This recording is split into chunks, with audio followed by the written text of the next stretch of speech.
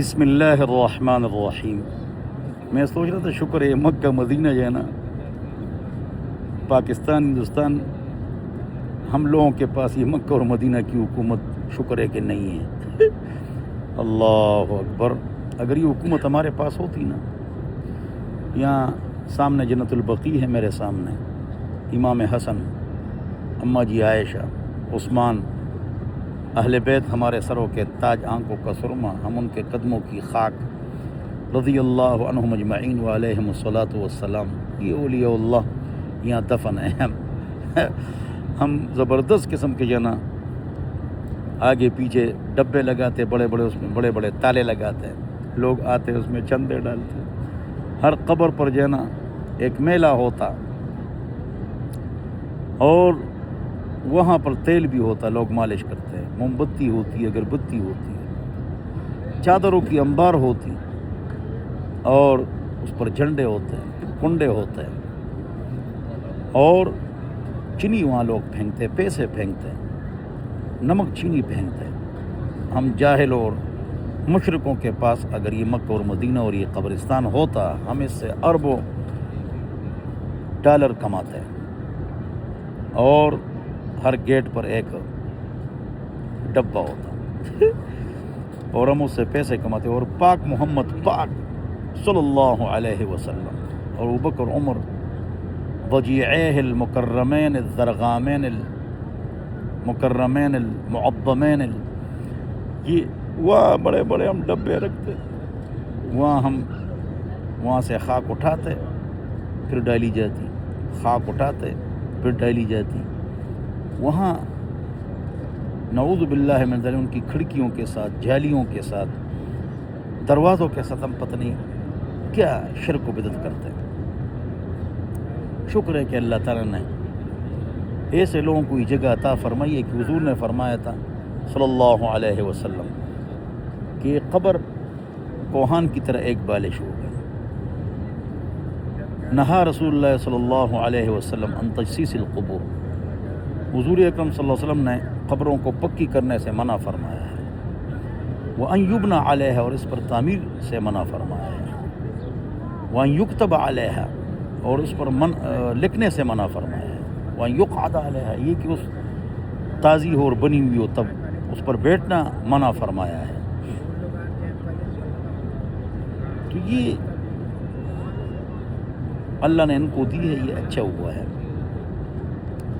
یہ جنت البقیع کی قبرستان ہے، اس میں ایک قبر میں 40 افراد دفن ہیں، دائیں بائیں لحد، اس پر سپرے بھی کرتے ہیں تاکہ جلدی ختم ہو جائے، جتنے عام لوگ دفن ہوتے ہیں، کروڑوں سپرے کرو، اگر پاک رب نے اس کو رکھنا ہے تو اس کا جسم اور کفن دونوں میلہ نہیں ہوتا۔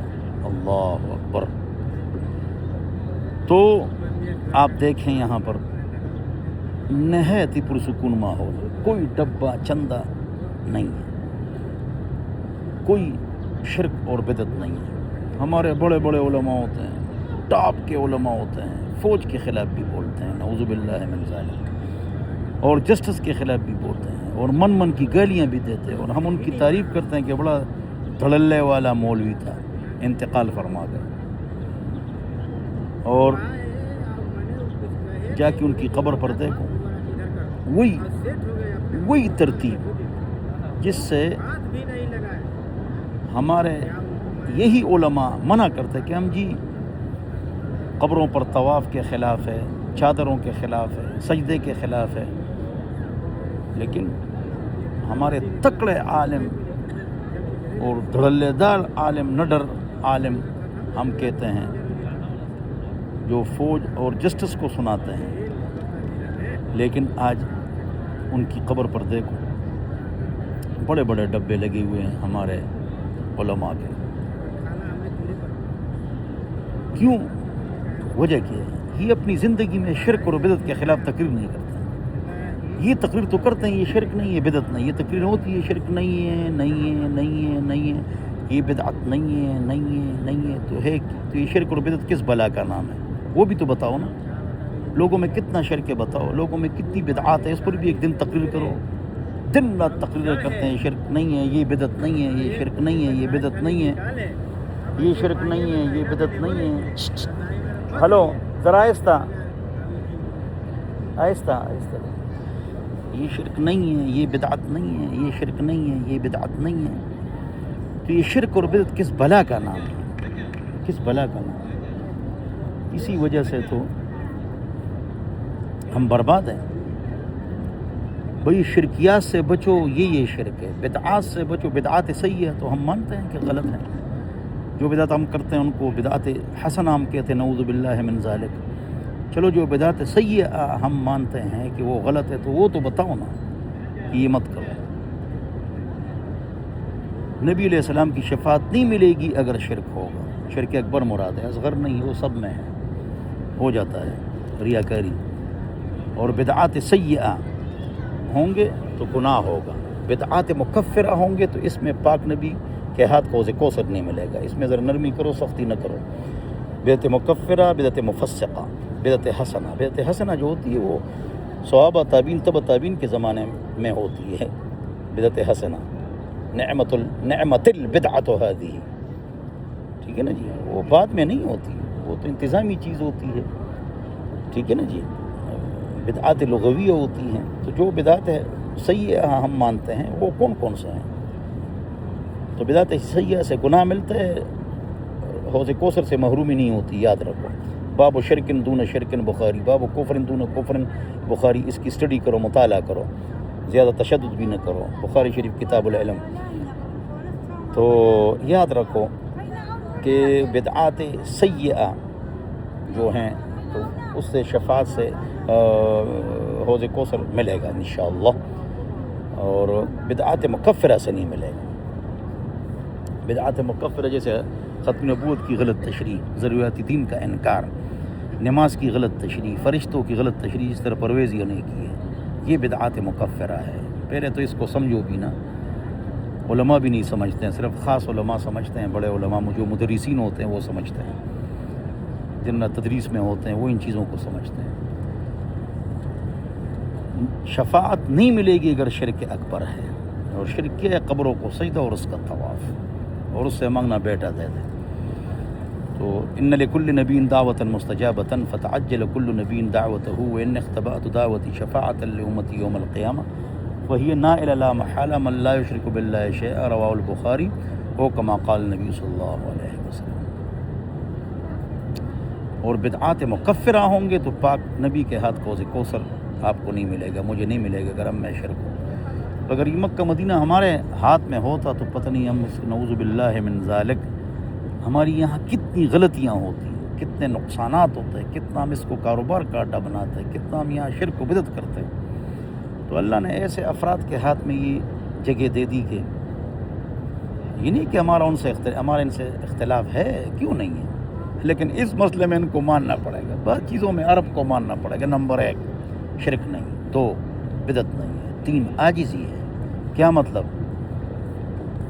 صدر وزیر اعظم ہوگا، وزیر عالم ہوگا، عام آدمی ہوگا، مالدار ہوگا، آپ چھینک مارے، آپ الحمدللہ نہ پڑھے، غصہ کریں گے، آپ الحمدللہ پڑھیں گے، یہ فوراً یرحمک اللہ پڑھیں گے۔ ہمارا BSc لڑکا ہوگا یا مالدار، وہ تو اس کے گردن میں اتنا سریہ ہوتا ہے، وہ کیا جانتا ہے یرحمک اللہ کو۔ تو عرب شرک سے پاک، بدعت سے پاک، اور کنجوسی سے پاک، سخی۔ پوری دنیا میں جو بھی مسئلہ جہاد کا یا صدقے کا آتا ہے یہ آگے ہوتا ہے۔ فجر کی نماز نہیں قضا کرتا ہے۔ اصل عرب گھروں میں پردہ کرتے ہیں، دیور سے ہی پردہ کرتے ہیں، شادی کرا کے الگ رکھتے ہیں۔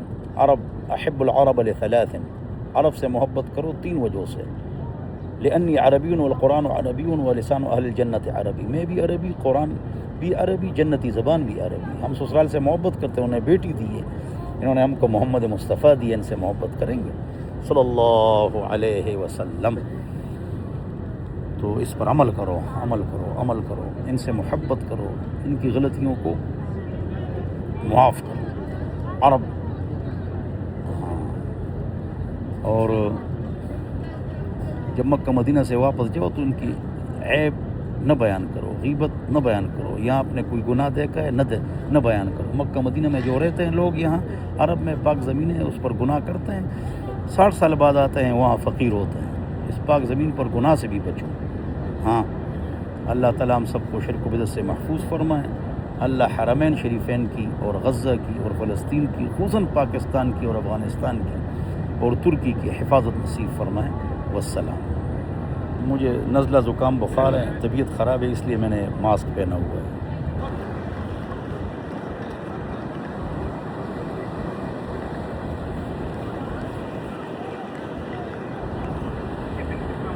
نے 130 کتابیں لکھی ہیں تو 60 چھپ چکی ہیں. تو میں اس کی تصیبی مکہ مدینہ، اصحاب صفہ کا چبوترا، روضہ محروسہ، مواجہہ، پرنال رحمت، میزاب رحمت، حتیم میں کرتا ہوں.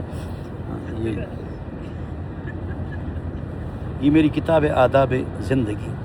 یہ اکابر سے لے کر اصاغر تک جنہوں نے آداب پر کتاب لکھی ہے سب کو جمع کر کے میں نے اس سے کتاب الاداب بنائی ہے بڑی.